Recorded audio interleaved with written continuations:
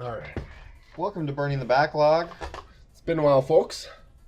Yeah, it's been several months, been too long, and a lot of things have changed. Everything is different. We're not gonna die. Well, eventually. I'm sorry. One day. I'm sorry. I don't mean to go there, people. I'm sorry. It's been a dark time. But yeah, we got a new place. We live in a place that is not the one that we used to. It's actually not the one between the one that we. It's yeah. Well, we and actually then moved a couple times since you last saw well, us. we lived with family/friends, and then now we live in an apartment. So, yeah, that's cool. And we have a green screen too. That's why you can't see anything. Ta-da! But also it's not big enough, and I haven't taken the time to set it up. We just don't have the equipment set up right. Okay, so but there's the whiteboard here. You can see the wall. This is janky, but whatever. It's we're trying here. Okay, damn it. We'll get things going. Okay. But yeah, so we got some stuff. I don't know how long this is gonna be, or we don't know how long this is gonna be. I mean, we sort of planned it out. We had our trusty whiteboard with our topics, and we're just gonna kind of roll with it. Yep. So, I guess we could start with what's been going on with life besides getting an apartment and stuff. Well, I mean, the things that are more interesting to people that don't know us, because I don't think you give a fuck about us living with our moms and shit. Yeah.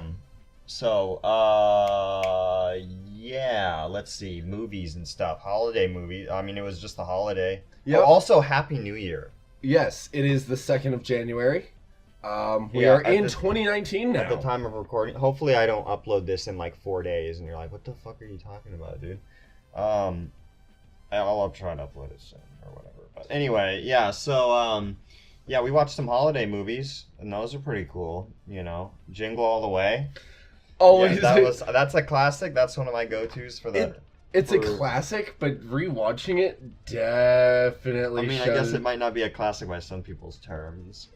Or whatever. I feel like it's earned the title of classic by this point. For Christmas comedy movies, I think it's pretty good. Yeah, okay. It is an enjoyable film. Okay, let's go with that. Yeah, it's enjoyable. It shows its age. It definitely has a lot of elements of the time, especially the cinematography. A lot of quick close-up zooms to a ridiculous Arnold Schwarzenegger face. Yeah, there's a lot of that happening. the light on his eyes in the bed where he's just like, yes, it's ridiculous, but at the same time, it's a Christmas comedy, so it's kind of supposed to be. And it's got Anakin Skywalker in it. It did, and that threw me for a loop because I had forgotten that. It's just. Oh, what is the kid's name? Oh. Oh God! It's right Baby there. Anakin. Jake Lloyd. Jake Lloyd, yes. Jake Lloyd's in it as Arnold Schwarzenegger's son. And he's the most. Jamie. You must listen to your father. Yeah, there's a lot of that. Kid is like the most entitled little prick. Just like, we have to do it, Dad. Yeah, Although, at the same time, it's kind of like his dad seems like he works a lot, and it's like he is kind of being neglected. That kid is totally neglected. But at the same time, he's still kind of entitled. Richard, I think his character's name is like really kind of a dick. They don't show much of him being being a straight up dick, but you can tell from the first 5 minutes and bits throughout the movie. When Christmas is around and whatnot, he's an ass. He delayed going to his son's karate thing till the last second, and then when he did, he was driving on the shoulder. He was just like, dumbasses. Yeah. And it's just like, he's a dick. It's like he's just trying to get to his son's thing, so it's like, oh, he's trying to be a good dad, but it's like, that's a dick move. Yeah. You don't just drive on the shoulder. You just don't get to do that and not be a dick. Yeah. Sinbad's in that movie. Yeah. That's a thing about that movie. That is the thing about that movie. I still think my favorite scene, besides the bomb one, and we're gonna get to that. That is we're getting to that. The fucking when they're in when they're in the diner, It's just like, here's to you, Dad, and it's just Jake Lloyd. Yeah, because Sinbad's just a sad alcoholic through the entire movie. And, you know, he has this moment with Arnold Schwarzenegger in a bar when they're, you know, both kind of giving up on trying to get the Turbo Man doll. Get the Turbo Man. And he's like, you know, they're passing the bottle of whiskey back and forth. And, you know, Sinbad's talking about his dad and how the thing that screwed him up was not getting this, like, 8-in-1 gun for Christmas when he was, like, 10. Turret and a machine gun. And a grenade launcher. Yeah, he does the whole spiel. And the thing is, it's an actual toy from back when he would have been a kid. Really? Yeah, I'm pretty sure that was, like, an actual toy from back in the day. Or at least there was something like it, you know. I'm sure there was something. And they had crazy stuff back then. So he talks about how his dad not getting him this gift screwed him up for his entire life. And now he's just a failure mailman that can't pay child support or something. And he's just like, here's to you, Dad. And when it cuts back, like it cuts to Arnold, and then it cuts back to him, and it's Jake Lloyd dressed in Sinbad's costume, taking a swig, doing the here's to you, and it's the funniest fucking thing. It's great. It's great. But then the bomb. But then there's the bomb scene. So Sinbad's character tries using this trick twice. First on Arnold, and it doesn't work. It turns out to be like a doll or something. Yeah, it was just he just pulled a random. Yeah. He pulls a random piece of he pulls a random piece of mail out of his thing, and he's just like, "Oh, this is a bomb." And then Arnold's like, "Oh, how do you have a bomb?" And he's just like, "Oh, people send bombs in the mail all the time, and I kept this one." But it's just total bullshit. He's fucking with him. And then he tries to do it with the cops that come because they're breaking into this thing. There's cops after him. So he's like, "I got me away last time." Now. Yeah, and he gets away. He gets away, and he's walking through this like sky hallway. Yeah, they're called, they have like a name. Yeah, I forget. I'm going to say Sky Rail, but I don't think it's Sky Rail. It's one of those things that connects buildings so you don't have to walk in the cold and shit. And he goes through that, and then there's just an explosion in the background. Just, you hear boom, and the camera shakes. And he just looks at me and he just says, "Sick people in this world. Just some sick people." And keeps going. Yeah. And I lost my shit, because that is the funniest joke in that entire movie. Pretty much. And it got me. Like, the whole time, like, I'm just, oh, haha, it's a dumb movie. That was the one big, genuine laugh I got. And then they neutered it. Yeah, they kill it. They killed the fucking joke. Because, oh, shit, he just killed a bunch of cops, but he didn't. Yeah, they cut back, and it's literally the cartoon thing. They did literally the same effect in, basically, it's a cartoon.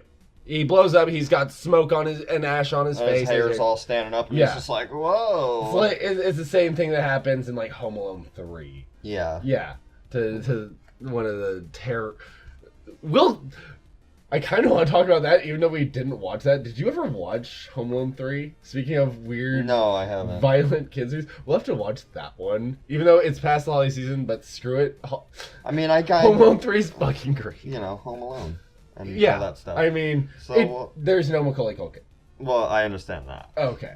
Yeah, we have to watch. This is like first 10 two years as after. Well. I think this is like 8 or 9 years after the second movie. I wouldn't doubt it. It's just like kind of a cash-in type thing. Yeah, totally. It's kind of my second favorite of the series. Who's even stars in that? I don't fucking know. Child actor X. I don't know. It might be Jake Lloyd. God damn it. Now we're gonna look. Let's see. But yeah, he's like, they take the pranks and traps, like the Home Alone shit that Home Alone's famous for. They crank it up to 10 in the third movie. Oh, that kid looks familiar. It's like it's. Oh, maybe he's Alex D. Lintz. That name sounds familiar, actually. There's a Home Alone 4 from 2002. Oh god, it looks bad. Yeah, I've never seen the fourth one. There's the one from 2012. All right.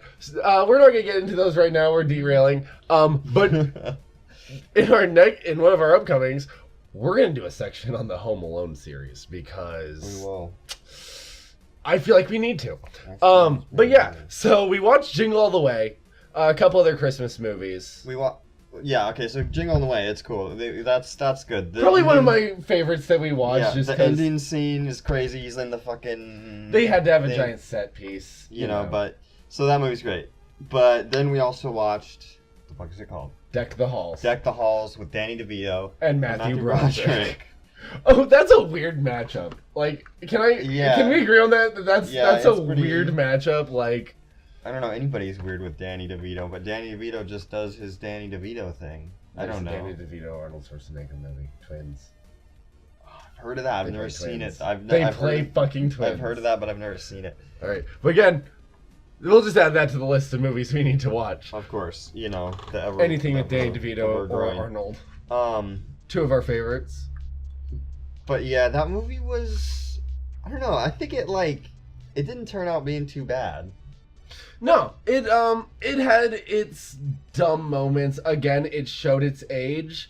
It came out in 2006, which was 10 years after Jingle All the Way, which I found interesting just because we watched them back to back.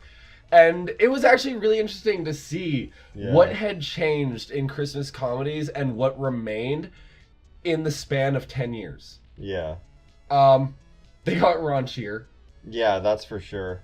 Oh, and also it was funny because we watched them in both, just another observation kind of similar to that. Something that didn't change, I felt like, because we watched them in HD, the way that the camera and like everything looked was like the same.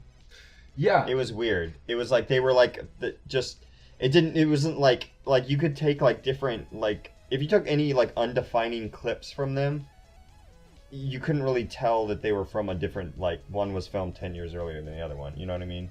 Yeah. I can at least like say if you took like a certain set piece or something, it's not just like this was outside, 10 years before this. Outside of vehicles and fashion. Yeah. Yeah, but it's like, I mean, I guess that's more or less just the beauty. Fashion. That's the beauty of film being able to be restored because film doesn't have resolution, so it can just be turned into HD. Yeah. True. I don't know if we were watching an HD remaster or something, you know. Oh no, I mean they weren't remasters, but I mean they were like rips from like yeah. Blu-ray version or something. Oh, okay, yeah. You know. That does make sense. But yeah, so that was a really that was a really interesting one. I don't know if I would actually say it was as enjoyable. It had a few more slow moments in it where, and when I say slow, I don't just mean like, you know, a quiet moment of character thing, just the movie just kind of came to a halt for like 5 minutes. Yeah. It wasn't too bad though. I mean, it was like, I don't know. Yeah, it was enjoyable and not particularly memorable at all, but enjoyable for the holiday season. I kind of ended up siding with the person I think you're not supposed to exactly side. Like, that's the thing. I don't know. They do kind of leave it open because I don't know if you're supposed to side with Danny DeVito or Matthew Broderick. They're both kind of shown to be assholes. Yeah. Like, at different points. But I would say more often than not, Danny DeVito's right. Yeah, and I feel like, and he's like really trying to... He's the one who's like... Yeah, he just ends up being more likable, I feel like. Yeah. Like, and Matthew Broderick's just like trying to like, oh, I must uphold my family tradition. He's a Christmas Nazi. He's a Christmas Nazi. And Danny DeVito's just like, fuck it, I'm just going for this. Yeah, and I think maybe that's just, I just like his character because of that. Yeah. Like, yeah, I'm into that. Yeah, that's cool. Yeah, he's never actively trying to get in Matthew Broderick's way, but Matthew Broderick is basically just trying everything to sabotage. Yeah, and that's like the whole thing too. It's like the whole movie. It's like even, he's being the Christmas Nazi, and he's just like being like he's just like he's out to get me. And it's like, and then Danny DeVito's just like, hey, what up, buddy? I'm the Christmas guy. Yeah. And then you know, Danny DeVito's character's like, just like, you can have Halloween. The whole movie, he's just like, oh yeah, let's be friends. And then he's just like, I hate you. You're ruining my life. Yeah, I mean, okay, he did steal power from him, which big dick move, especially when your entire goal is to light up your house to be seen from space. Yeah, but you know, sure, but he was like.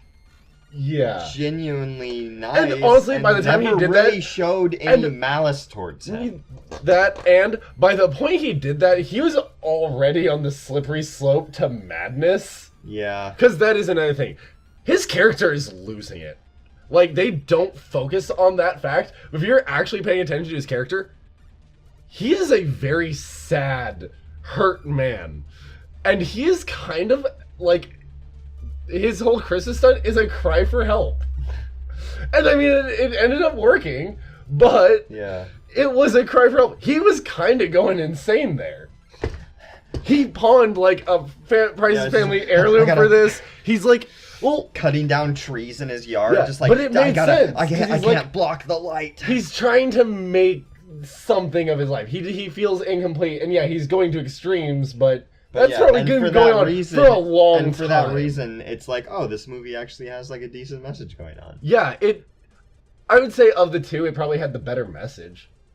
Yeah, that's for sure. I'm not really sure what the message of Jingle All the Way was. Yeah, it's like I'm thinking, it's like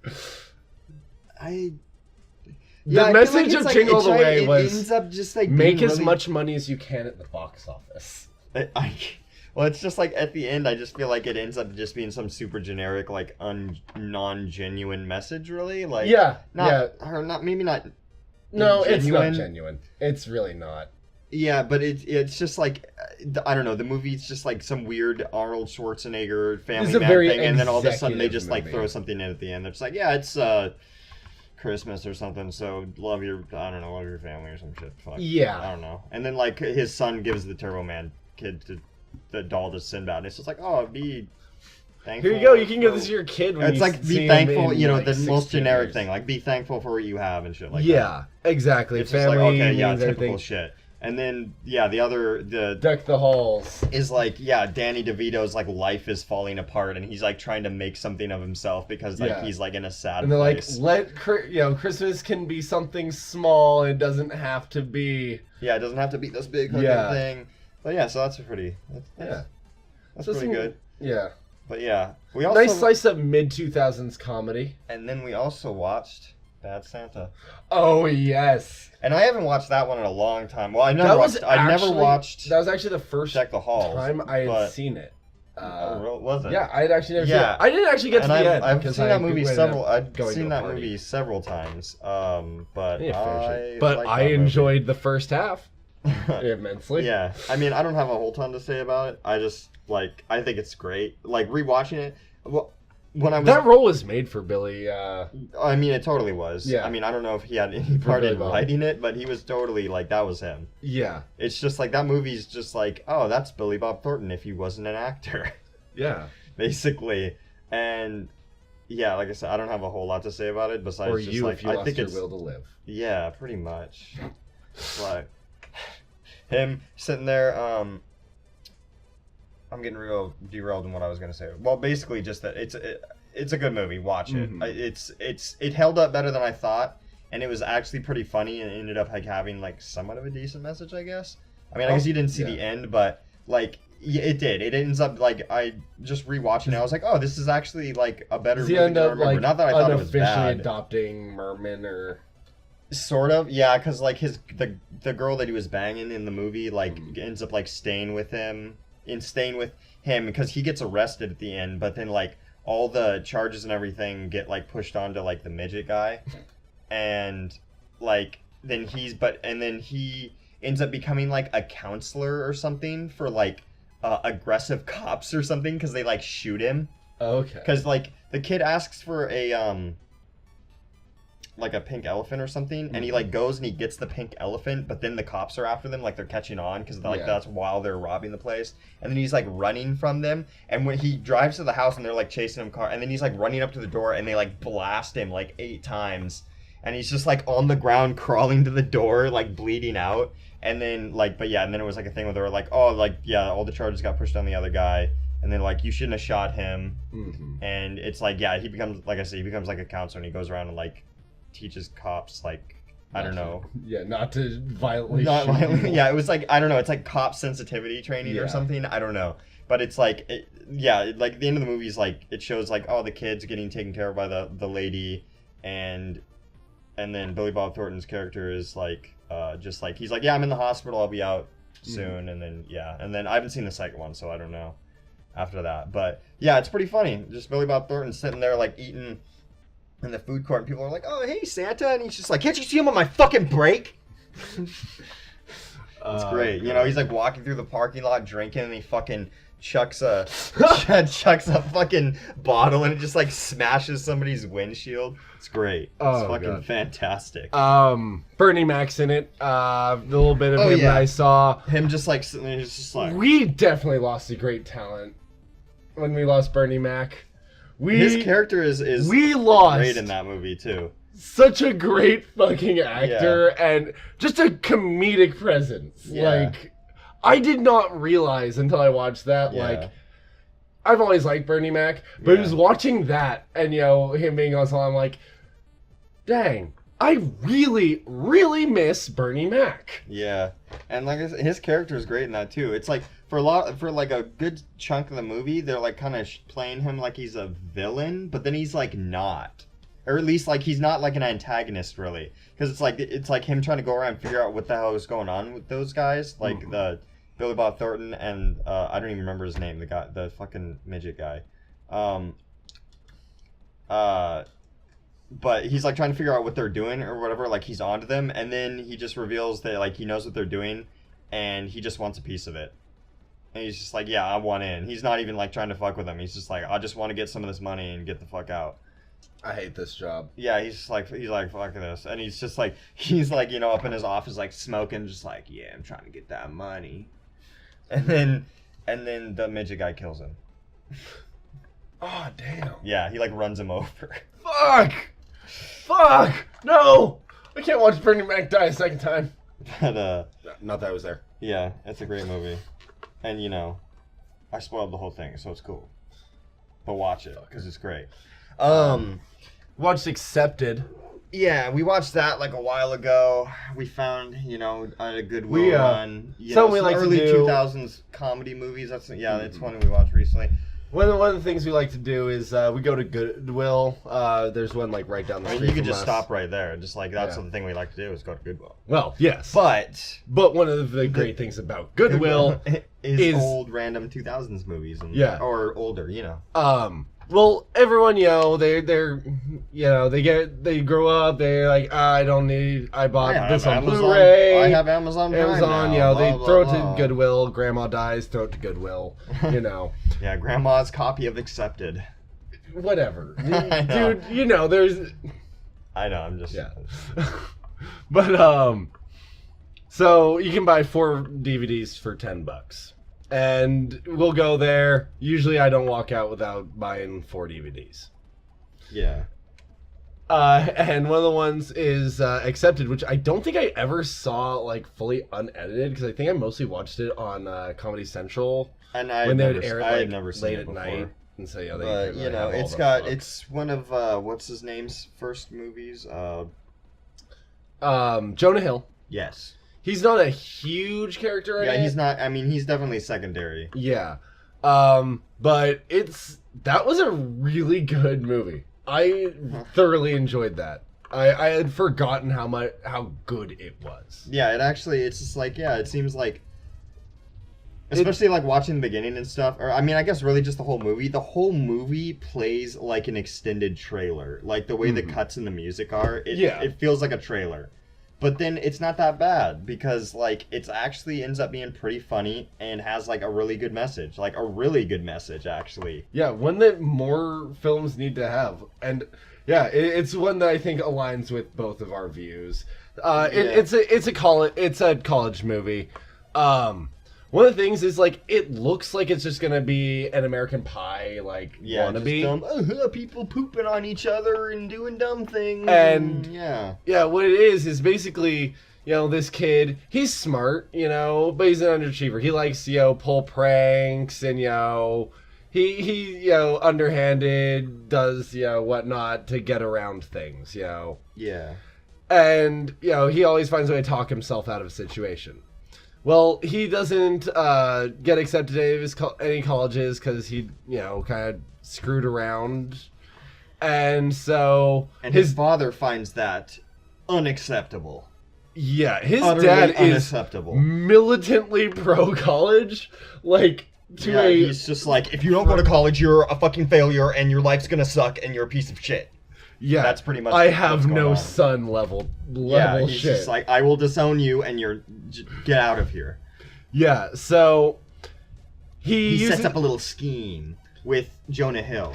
Yeah, and they open their own bullshit college. Yeah, they find like a random abandoned building on a college campus. An old asylum. Yeah, on a college campus, and they just like make a fake website that literally just like has a page on it where you like click enroll and it gives you an accepted notice. Mm-hmm. And they like sent him out a letter or something or whatever, and it's just like, oh, now just send $40,000 to like this address, and then. Actually, it wasn't even that crazy. It was like $10,000. Oh, actually, I think that's what it was. Yeah, it was like $10,000 for tuition. It was like $10,000, and then they like found this old asylum, and they like put a sign up on it and like remodeled it and everything to make it like a campus. Yeah, and they accidentally sent out actual acceptance letters, and then basically word got out. Yeah, word got out about the like, oh, there's this college that people can easily get into, and like all of a sudden this fake college that wasn't supposed to be anything, like they were literally just gonna like go hang out or whatever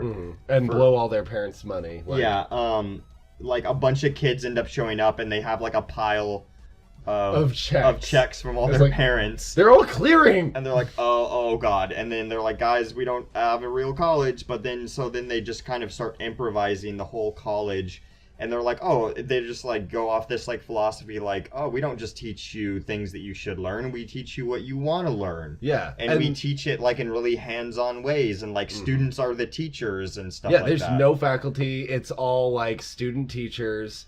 And they have one of my favorite parts of the movie, the giant whiteboard. I mean, we have a love for whiteboards, as is. Yeah.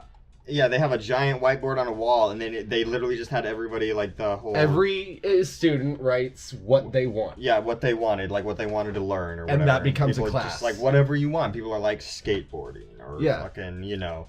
People are just, like, boobs, you know, or it's whatever. Like, you start a class... Basically, you start a class by writing what you want to do, and doing it, and if someone else wants to do it, they just join you while you're doing it. Yeah, exactly. Like, one guy starts doing cooking, and he's like, oh, I like to cook, and he just, like, becomes, like, a master chef. Yeah, he didn't even realize. He just fucking was, fucking around, and holy shit, I'm great at this. Yeah, and then they had, like, a walking class, but it was just, like, they would walk around, but then they would, like, talk about things and, like, philosophy of life and stuff. Yeah. And they had another class that was, like, same kind of shit, like yoga or something. Or basically, nothing. Relaxation. Yeah, it was just, like, and they would just, like, focus on relaxing. Kind of a thing, and just like, or whatever. They helping like, the overly, the ADHD dude. Yeah, like help like this ADHD kid like calm down and stuff. They had like skateboarding class, and they're just like skateboarding. But then they're like, yeah, we learn about. I mean, physics. They kind of stretch it, but they, but it's like it makes sense. They're just like, yeah, we kind of get like this stuff. Yeah, and they actually do kind of explain, physics, and you hear them like talking about, why the skateboard shit's doing. It's like just they're really quick jokes.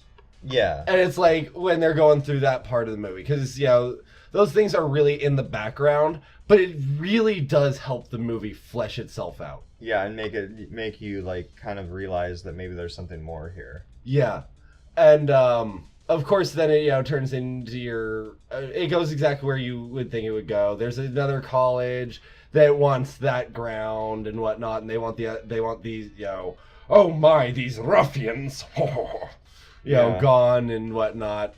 And it goes where it is, and they have to fight for accreditation and whatnot. But really, the movie's just fun to watch the characters interact with each other. Like, all the characters have great... Would you like to see my wiener? Ask me about my wiener! There we go. I fucked it up. But yeah. That one. Jonah Hill in a wiener costume. Ask me about my wiener! Yeah, fucking aggressively chasing people, tackling them, yelling about his wiener. Yeah, it's... I don't know, it's just a really good... It's a really good movie with a great message, because at the end of it, the message is just... College shouldn't be... how it is. Yeah, basically it's just like, it's like And one of the you don't have to like follow other. I mean, and there is like somewhat. It's just like a lot of the movie is like a pretty good message, and then they kind of like throw in a super generic message, like, "Oh, don't follow the system." I feel like which is like bit. I mean, I get it, but it's like that's sort of generic. Yeah, but the better one is just. But there is a good message there with that sort of generic one, even though the generic one at the same time is still like a decent message. Yeah, but yeah, they're really going for. And the big thing about the college I'm not is like you. Well, the thing about this college is, originally he was going to tell that Justin Long's character, the main guy, was going to tell everyone that it was a fake college and give them all their money back and just like send them back. Hey, like, I'm sorry, guys. But then he started asking them where else they had been accepted, why they chose his college, and it was because no one had been accepted anywhere else. And then he basically just saw like how happy all these people were to be accepted, and like because everybody in the movie's like kind of a little different, you know. Yeah. And so it's like, and he's just like, I can't take this away from these people because they have nothing else. Yeah, they have nothing else. They've never been accepted. Yeah. So it was great to see like such a big school actually come together like that, you know, and yeah, that's why I really enjoyed that movie. Yeah, and just the whole concept for that college is just Louis C.K. being angry. Yeah, it's really good just to watch and imagine what it'd like to go to a college like that. There's another point I was gonna make about, but I forgot. Yeah, that's about it for movies watched. I really can't think of much else. I actually did watch real quick. He hasn't seen it. He hasn't seen any of the previous adaptations. There's a new Watership Down on Netflix. It's a 4-episode miniseries, and it's really good. I thoroughly enjoyed it. It's 3D animation. The animation's not the best. It's kind of cheap looking, but I mean, the animation wasn't the best in the original 70s animation, if we're all going to be honest. As great and groundbreaking and heartbreaking a movie as that is, let's all call a spade, and that animation was the best. It had its reasons. It was made on a shoestring budget by a guy who'd never animated anything before, which just makes that movie even better. But we're not talking about the 70s version. This new one, it's a bit longer. It definitely fleshes out a lot of things. I remember from the books, but I haven't read the books since I was in like 7th, 8th grade, so I don't remember it all that well. I've smoked a lot of weed in the interim time. So they just stretch out a lot of the parts from the movies, the war with Woundwart's people. Definitely heavier World War II allegory than the other ones. But again, that was probably in the original a bit more as well. All-star cast, David Kaluuya, the main character from Get Out, is one of the main characters. Finn from the new Star Wars movies is another one of the main characters, and he's great. Like, he plays Bigwig, the main like soldier of the crew, and he's a really good voice actor because like you can still tell it's his voice, but he's adding a lot of bass into it. Like, he doesn't sound like Finn from Star Wars while still being his voice. Yeah, he just really deepens it, and it works so well. He's very intimidating, even as a rabbit. It's got Professor X from the newer series, not Patrick Stewart. The young Professor X. McAvoy, that's his name. Nicholas Holt, who you might know him from the first season of Skins, or he was Nux in Fury Road. He plays Fiverr, the main rabbit, who can see the future. Mm-hmm. It's a good, it's just a really good adaptation. I would definitely watch it if you can get past the less than stellar 3D animation. Peter Capaldi, the 12th Doctor, plays Kihar, the seagull. My favorite character from the first one. My only complaint is that they don't let him say piss off. They don't let Peter Capaldi swear. And that makes me kind of sad because I'm also a big fan of In the Loop and In the Thick of It, his other show from the BBC, where he plays a politician who literally can't go 3 words without saying fuck. Yeah. Yeah, show me the clip. Yes. Let me pop a Johnny Little Bon on your purview and ram it up the shitter with a lubricated horse cock. Sorry, Mom, if you're watching that, but I am quoting a movie. But yeah, so watch Watership Down. I would say it's definitely worth a shot. Any shows you've been up to? What have I been watching? Well, I guess the latest thing that just pops to the top of my head is Jackass. We were watching Jackass. I just had a hankering for some Jackass the past week or so. And so I've almost watched the entire series, the 3 seasons.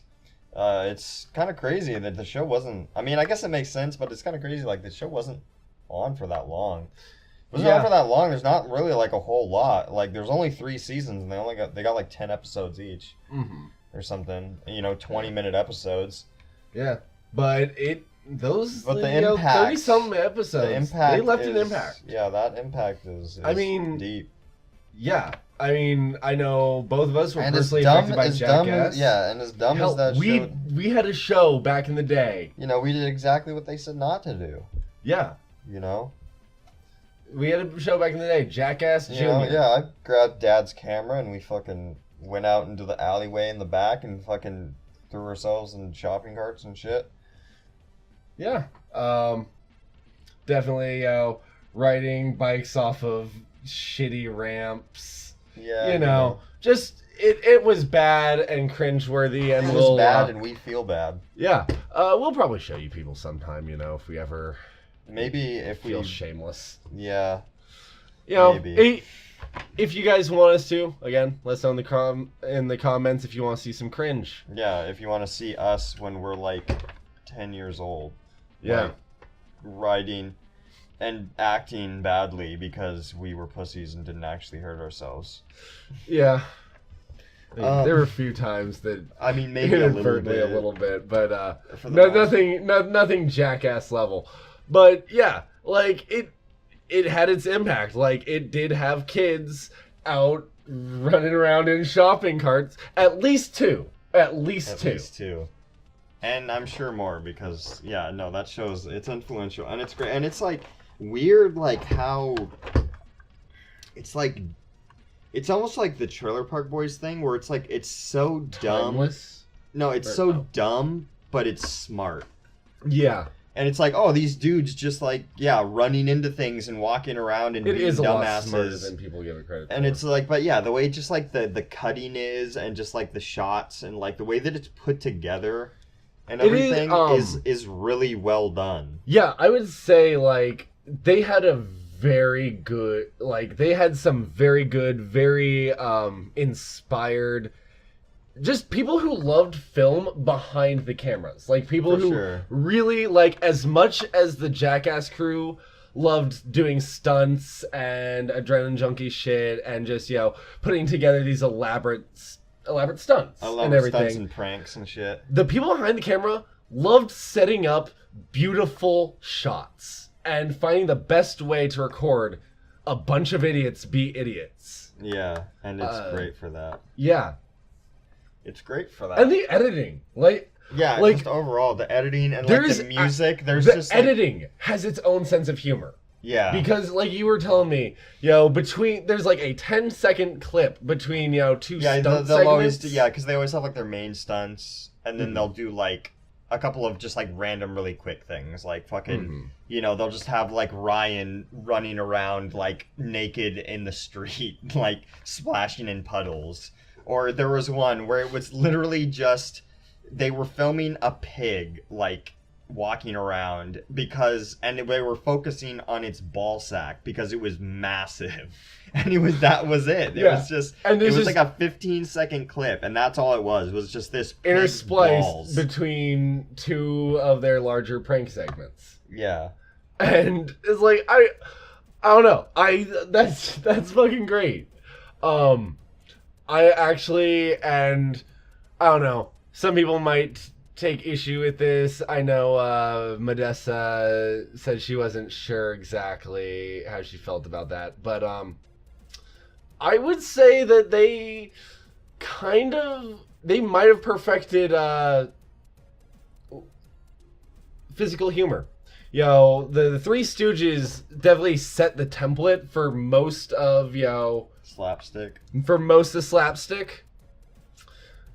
Jackass perfected slapstick and physical humor, because they took it to a level that I don't think anyone really had thought of taking it to beforehand. Well, I mean, they kind of like had the idea of just like filming normal shit that like fucking dudes do. Yeah. Just like people, like, I mean, that's like, those guys just did that shit. Yeah. And it was just like, and they were like, that's how a lot of dudes are, and like a lot of groups of guys are and shit. You get a bunch of guys together, some 2x4s, and a bunch of guys go to their fucking buddy's house and start drinking some fucking beers, and they're gonna be walking up behind each other with fucking clippers and shit. Or like fucking, like, oh dude, like you're fucking. I bet you won't let me shoot you in the ass with this airsoft gun. Yeah, or just like, oh dude, is this your little brother's fucking tricycle or something? And they're just like, whoa, dude, there's a hill over there. Whoa! But then they actually fucking were like, hey, maybe we should like film this because this shit's hella funny. Yeah, and then they just let it snowball. Yeah, and then it was just like, it's like goes beyond them just filming these stunts. It's just like it's the editing and the way it's put together and everything, and just their personalities and everything just kind of comes together. Something I love about it is they all do seem like friends, and it's just great to see a bunch of assholes like that just enjoying each other's time, and and just like doing whatever they just seem like they're enjoying being friends with each other, and I really like and that. It's like, even if like they're doing stuff that seems like it's mean and shit, but then it's like they're all cool with it. You can totally tell, and there's even bits where it's like someone actually gets hurt, you see them like running, like you can actually see worry in them. It's like, oh shit. Yeah, someone goes too far, you actually see them feel bad. But then they're still all gonna laugh and shit. Johnny's gonna stand there behind Steve-O when they pierce his ass cheeks and just be like, ha ha ha. But they're giving each other hugs off screen. Yeah. Or just like whatever, like, again, or just, why is Johnny always with Steve-O's ass? I was gonna say, or Johnny just sitting there laughing his ass off while he staples the word jackass onto Steve-O's ass. Oh god, those ones are hard to watch, just like... Steve-O does some... I got a thing about, things going into skin. Yeah, like I said, but Steve-O's a crazy motherfucker. Yeah, true. I mean, Yep. Yeah. That. Oh. Yeah, that's a scene I always have to skip. Right. So yeah, that's about it Jackass for our Jackass shit. Lit. Yeah. But yeah, so I mean, beyond, we don't need to talk about. I mean, oh shit, we have been talking for a while. Oh, we thought this was gonna be a short episode. We were wrong. We'll come back to games. Let's just go into the deaths because I think that's important. Yeah. Stan Lee is no longer with us. Yeah. We did mean to talk about this. Psyched. Yeah, we meant to talk about this a little. Get these out a little earlier when they're a bit more timely. But yeah, the passing of Stan Lee. We have to talk about it. Yeah. Regardless. Definitely. I mean, we all knew it was gonna come one day, but at the same time, it still felt like it never would have. It would never happen. He would just. Yeah, it was just like continuously get older. Yeah, until the end of time. He was gonna be one of those guys that just lived to be like 110 or something. Yeah, it's just like he's gonna live forever. He's fucking Stan Lee. He is the superhero. Almost. He's Stan the man. Yeah, pretty much. I mean, Nothing bad happens to the man. Does even have to be said? His legacy is going to be felt till the end of our civilization. I mean, like, yeah, I mean, what could we say that hasn't not been said? In a bad way, but he. I was about to say he has done irreparable damage in a good way. he has changed storytelling, and he's changed how people tell stories. Yeah, well, how people tell stories. He's changed superheroes. He's changed the entire media landscape. Yeah. He's changed the entire media landscape because his properties and his characters literally dominate the box office now. Mm-hmm.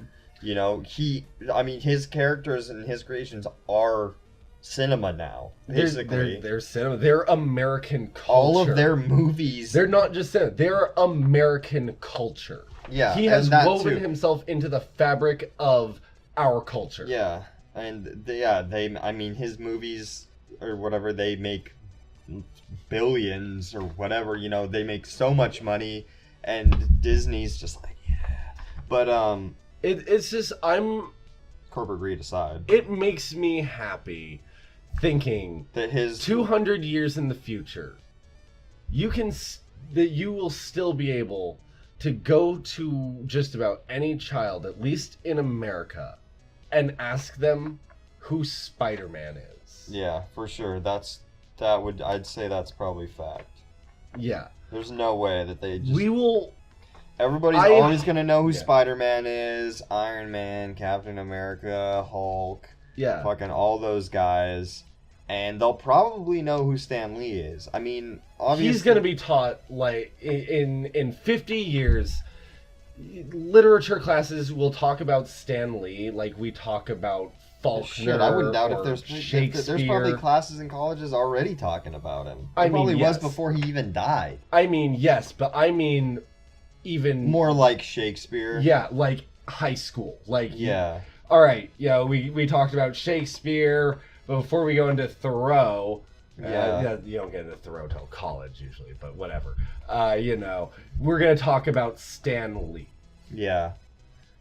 I mean, he even changed how comics were written, the Marvel method. Yeah. Where he would let the artist the writer does a layout. This is how I want my story, what I want to happen. Then the writer does the boxing, does the penciling, leaves the words out, and the writer goes in and writes the dialogue in there. It led to some inconsistencies, because Steve Ditko was not really protester, whatnot. Yeah. And so he would draw a panel of Spidey swinging past some protesters holding signs and whatnot. And he'd be like shaking his fist at them. Yeah. In like, those darn protesters. And Stan would be like, yeah, you go, guys. Or something like that. Like Spidey showing his support. And it's like... That's fucking funny. Yeah. But...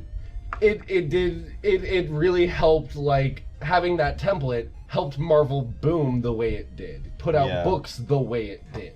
Yeah. Yeah, for sure. It's changed, entire media landscape. They don't really do it that way anymore because, again, storytelling in comic books has changed. And times have changed, technology has changed, the way you can do things has all changed. Yeah, but I mean, his influence is there. Yeah, we'll get into the dynamics of comic books in another episode. But this is about Stan the Man, and he will be sorely missed because he's, at least in my life, I know most people say this, but I've been a comic book reader since I was a little kid. When I was learning to read, I was reading comic books, basically as soon as I could, string together a couple sentences, getting past, Fun with Dick and Jane, my mom was handing me her X-Men comics, Yeah. Because I was a reader. I love to read. I would read anything you put in my hand, and she put X-Men. Yeah. And this is back in the 90s, when Stan was still doing Stan's Soapbox. He'd go on these little rants. Or there'd be like little cartoons with him in them. And I just always remember, like, he'd show up in these books and pages, and it was like he was talking to you, you know, a little bit. Yeah. And he was just part of the comics, even though he wasn't in the story, he was in the ad spaces. Mm-hmm. He was still always there, you know. Yeah. Stan Lee in some way has been part of my life. Yeah. And so his part absence of all of our lives. His absence in this culture. He was unabashed about just about loving things. But nerd culture in general, you know, he was the biggest cheerleader for comic books when comic books were not. When there was the stigma, when everyone, you know, back in the 50s, after Seduction of the Innocent and Frederick Wortham, he debated Frederick Wortham. You know, he spoke against him and the comics. Back in the 70s, he was one of the first to, when he was as an editor, to tell his writers, ignore it, publish it anyway. Mm-hmm. Comics code isn't letting it go through. Do it. I don't care. Yeah. Get it out there. Yeah.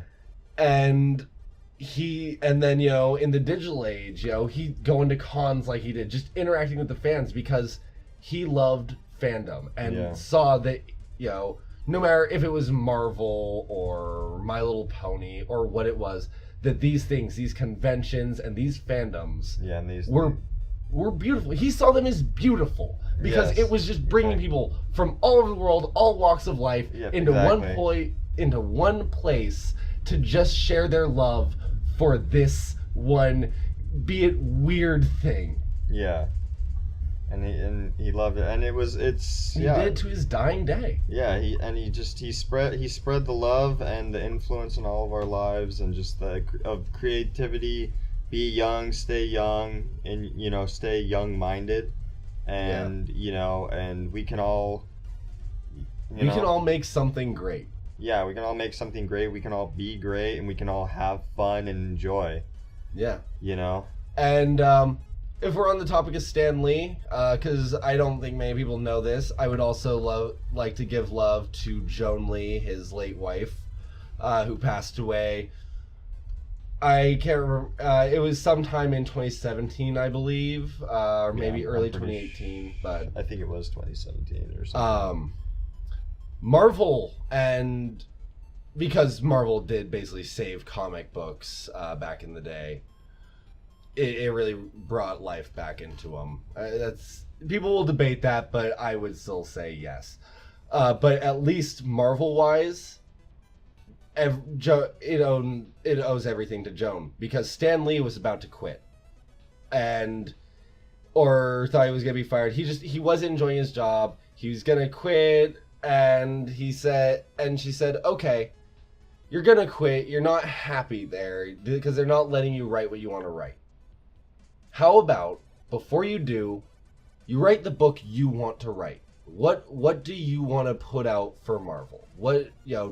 Do that." And if they don't like it, what are they going to do? Fire you? You're going to quit anyway. Go ahead. And so you know what book he put out? Fantastic Four. The Fantastic fucking Foe. And the rest is history. It did gangbusters. It did so good. Jessica Alba not included. Yeah. God damn it. It did so well that, they said, "All right, give us more." I mean, they did. Money. All right, so it wasn't like it sprang out of nowhere. They did ask him, "All right, give us a team superhero book that can, compete with Justice League." Yeah. But other than that, he basically, when Joan said, "Write what you want to write," he was like, "All right, they want a team book." Yeah, that's what I want to do.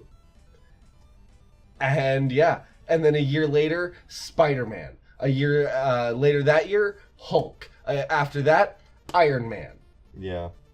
Yeah, so he was putting out the hard hitters, and I mean, the rest is history. Yeah. But I think before we get too far, I mean, really, okay, here's the thing. I'm not trying to cut it off. I love Stan Lee, but we're gonna get too far with this. Yes, that's about where we're gonna have to do another episode where we focus more on Stan Lee and just Marvel in general, because we could easily talk about that for hours. Yeah. So and this is something on the board we want to hit anyway, so I'll hit it right now before we jump into the next part of this segment. We have been catching up with the Marvel movies, so yeah, we'll probably just do a whole We Love Marvel thing. Yeah, I'll talk about comics and Stan Lee. Once we finally catch up, we pretty much almost are caught up. I gotta kind of rewatch back through them because I fell asleep halfway through Thor and shit. So, but Ted saw Thor finally, so it was good. That happened, and we've watched the new Ant-Man and stuff. So like I said, we don't want to talk. We'll talk about all of that and Stan Lee and all love for Marvel in a whole big fucking episode. But because we just don't want our shit to go on too long here. But Stan Lee died. Tragic, but also another big influence on our childhoods. Steven Hillenburg, the creator of SpongeBob. Yeah, that one was difficult. We did a somewhat sudden. He's pretty young. He's only 50. Yeah, but he died of ALS, like a very quick onset of ALS, because I believe he was only diagnosed like a couple of years ago or something like that, and unfortunately it moved fast. Yeah. But yeah, that one was tough. We did do an episode of in on tribute our YouTube of streaming, and we just played Super Sponge. SpongeBob Super Sponge. Oh, that game sucks. That game sucks hard. It's not good. It's not good. It's not good. It's not good. Sorry, Steve. It's not good.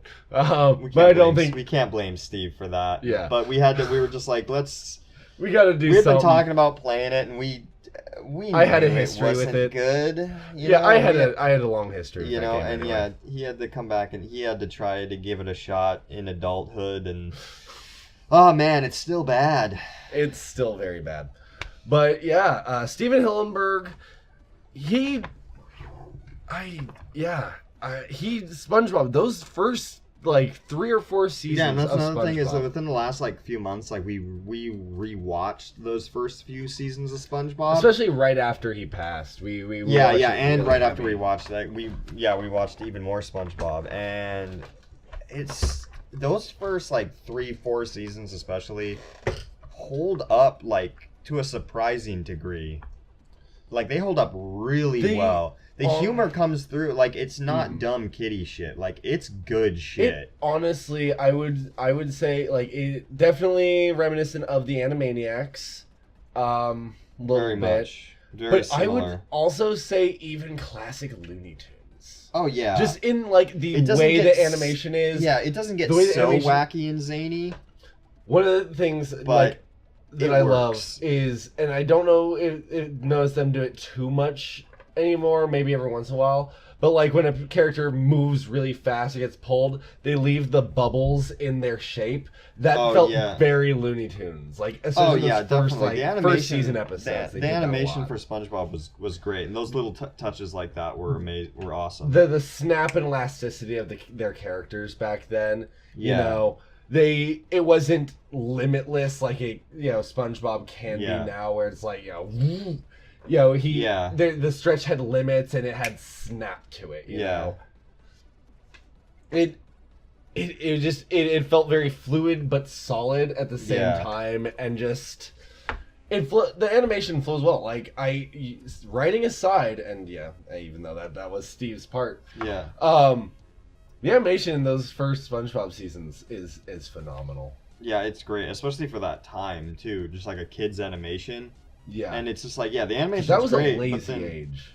Yeah, it was the animation was great, and then going beyond that to the writing is just it's crazy how good it is, especially for a show that is supposed to be some of the most children. Subtle jokes I've ever heard. Shit that goes way deeper than what it appears to be. The shit the one where with Squidward, the Squidward moving away, and then he basically becomes depressed. and stuff. Yeah. It's like Squidward goes through depression. You know, like, I mean, obviously they deal with Squidward's depression a lot, but it's like a lot of like really complex emotions, like the one where, you know, you cried him a sweater of tears and you kill him. Yeah.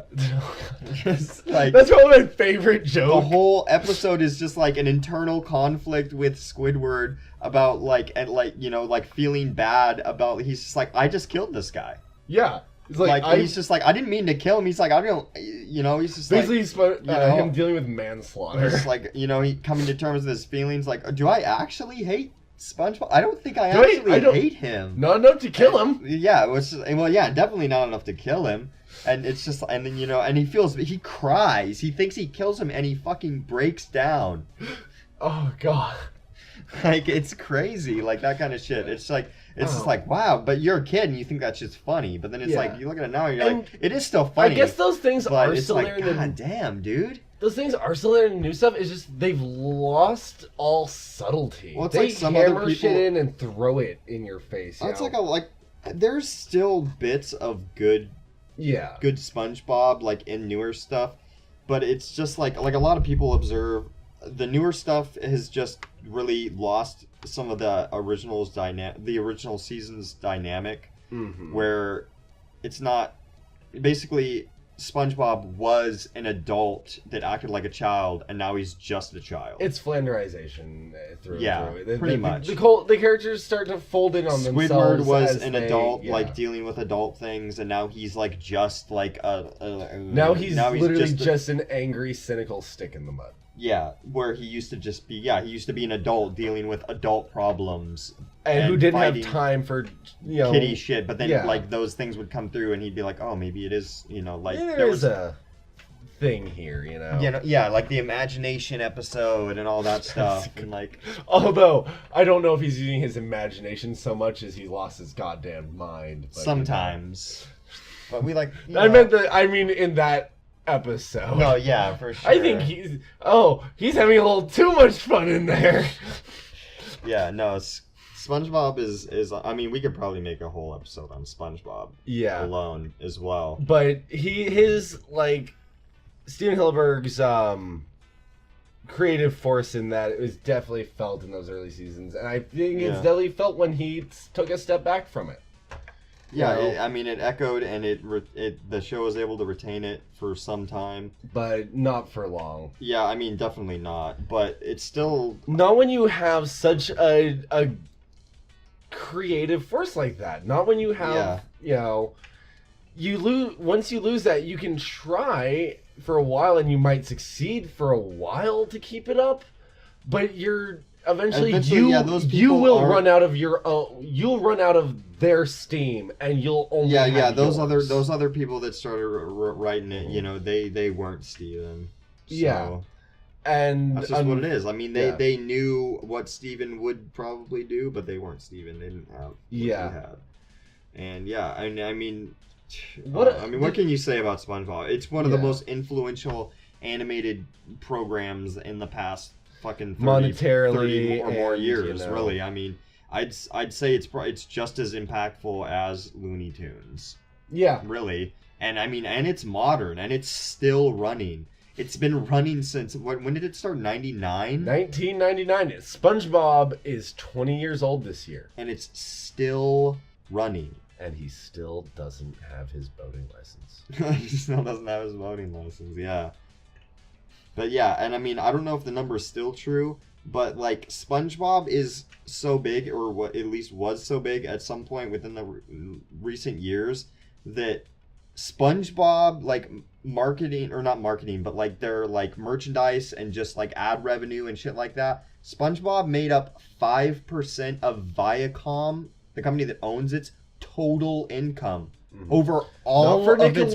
Not for Nickelodeon. Yeah, not for Nickelodeon. Of Viacom's profits in general, out of everything that it owns and makes money off of. SpongeBob alone. And that's including Comedy Central, which owns South Park. Yes. Which makes video games that do gangbusters. Yeah, which means, I mean, yeah, it's like 5% doesn't sound like a lot, but that when you're talking about one property, not like, you know, not Nickelodeon, SpongeBob alone. That's especially like for like a multi-million-dollar like a huge media conglomerate like that. Like, you know, Viacom is like, you know, Disney big. Mm-hmm. You know, like it's one of the big media companies. I think we're down to 5 or 6 major media corporations. Yeah, it's one of the big ones. It's one of like the big parent media Disney, companies. Time Warner, Fox. Not even really anymore, because like Disney basically bought all of their stuff. I thought that was just 20th Century Fox. Was it 20th Century? I mean, maybe. I don't know. I could be wrong. I thought they basically just bought everything except for They bought basically everything from Fox except for like the sports and news. Okay. Is what I read. I'm not sure. But yeah, it's basically Disney, Viacom, and Time Warner are like the big 3. Yeah, and then I think there's like some other one. I don't know, is Paramount their own thing? Maybe? No, not really. I don't know. Who cares? Yeah, Disney and like Viacom and them, they're huge. And yeah, like I said, it's like SpongeBob, and that just goes to show like the impact of SpongeBob, you know. And I still love that show. But yeah, so that happened, and like I said, I mean, just like with the Marvel thing, I mean, we could probably talk about SpongeBob all day or something related. I mean, maybe we'll talk about. Well, yeah, and we have, and maybe we'll talk about it, and we'll probably talk about it more because I could talk about SpongeBob all day. Yeah. But so I guess we can kind of wrap it up. But I do need to say, because I have it up on here, and I need to say it before it's too late, or I mean before it just goes way past it. The Doom 25th anniversary was on the 10th of December. I mean, I guess it's already like weeks past it, but whatever. It's not that far, and I just have to say it because I love Doom, and. That's another thing. I mean, I'm sure we'll talk about probably Doom more on another episode, or if we have an episode soon where we talk about video games, because we were going to talk about video games too, but we haven't, and we're not going to probably on this episode really at this point. Yeah, we've been... Besides my quick Doom talk here, which is, I'm not going that in depth. I'm just mentioning that it was Doom's anniversary, and I love Doom. I'll just keep repeating that same phrase, and that's pretty much what's going on. He does in fact love Doom a lot. But we listened to the Doom soundtrack in the car on our way to work. Yes, the original. I mean, whether it's the original or the 2016 one, which is getting a sequel. I think it's this year, but that's gonna be cool. That's another one. Like, yeah, I'm not gonna get into it, but I'm hyped. I love. Was there a trailer or was it just an announcement?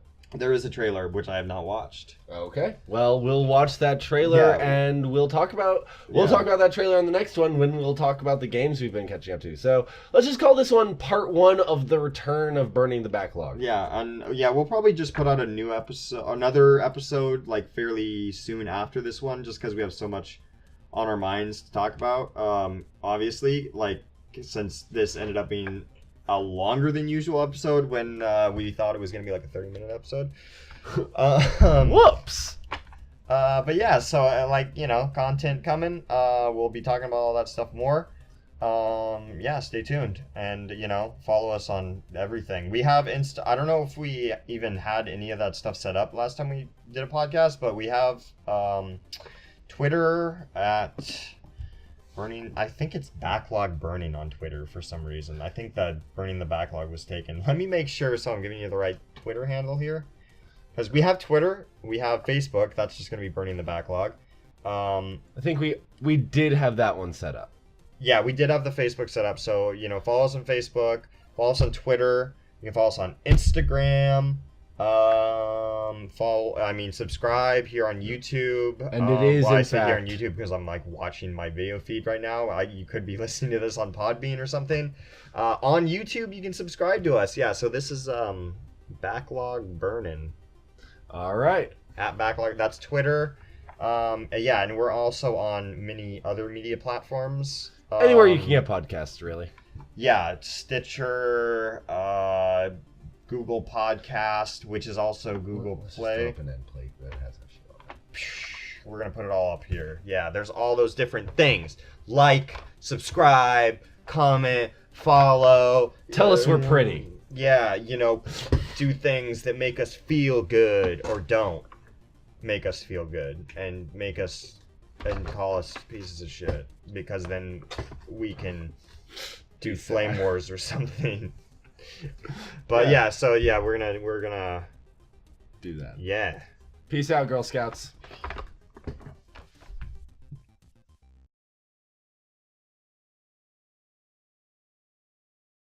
Oh, by the way, while we're here, fun fact. One serving size is 15 grams, and there's 14 grams of sugar in one serving size. I just thought that was hilarious. These are just sugar. That is fucking hilarious. What? What's that other 1%? Less than 2% of corn syrup, which is like also sugar. Natural flavors. Wax. It has wax in it. Ah, yeah, that's holding the sugar together. You like sugar? Oh wow, that looks weird. That's fucking great. I really hope we're already recording. We totally are. Oh yeah, this is so going in there. We'll cut this out and move it towards the end, but yeah. Yummy. I thought those looked weird when you held them when you're pouring them out. Oh god, that's my funny. hands. Sure. What flavor are they? Frosty. That doesn't sound like a flavor. Watermelon, cherry, and all right. What is punch? I'm gonna ask you, the viewers, and answer this in the comments, please. What the fuck is punch flavor? That is not descriptive at all. Like is it fruit? Like yeah, but I mean yeah, but still, I don't know. I don't like it when things are described as punch. Is it a pineapple based punch? Is it more orange based? Like what is the default for punch? Refers to a wide assortment of drinks. That's helpful. This is some grade A podcasting right here. Simple party fruit punch. What is your simple party fruit punch? I would imagine this is like default just punch. This is what punch is. Oh, well, that's not what a default punch would be. I don't know. It's like the gumbo of sugary drinks. Yeah, or it's just like punch is just punch. It's like, I don't know, the default flavor for punch, one of the best things I can think of, or the closest thing. You grab us a big ass punch flavored energy drinks have that just baseline punch flavor. Premium fruit punch. Now there you go, Minute Maid's fruit punch. Whatever is in that, that's what punch is.